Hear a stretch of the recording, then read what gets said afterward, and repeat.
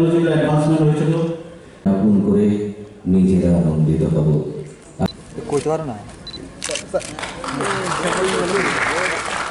এবং কয়েকজন ছাত্রছাত্রী শংসাপত্র তুলে নিবেদিতকে সম্মান জানাতে পেরে আমরা অত্যন্ত গর্ববোধ করছি। আপনার সুস্থ ও দীর্ঘ কর্মময় জীবন আমাদের গঠিত হয়েছিল, তারা রিকমেন্ড করেছিল। অনুষ্ঠানে উপস্থিত হয়েছেন মাননীয় জাস্টিস অরিন্দম লোধ, ত্রিপুরা হাইকোর্ট।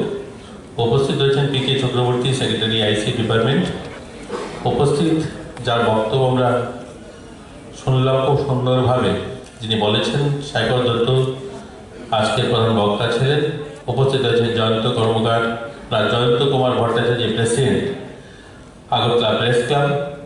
আর যারা সম্বর্ধিত হলেন তিনজন বরিষ্ঠ সাংবাদিক সহ এখানে যারা এই হলে বিভিন্ন সাংবাদিকরা রয়েছেন, বরিষ্ঠ সাংবাদিক সহ ছাত্রছাত্রী যারা রয়েছে, সকলকে আমি শুভেচ্ছা জানিয়ে এক দুটো কথা বলি শেষ করতে দিয়েছি। এর জন্য আমরা মিডিয়া হাউসে যারা রয়েছে আজ, আমরা ইলেকট্রনিক মিডিয়া হোক আর প্রিন্ট মিডিয়াতে হোক, আমাদের যদি নেচার না বদলাই, আমরা যদি কাজের ধরন না বদলাই, আমার পাশাপাশি আমার সঙ্গে যারা রয়েছে, আমার সঙ্গে যারা এই ইউনিটে যারা কাজ করে, সবার জন্য কিন্তু আমাদের একটা অশনি সংকেত আমি বলতে পারবো।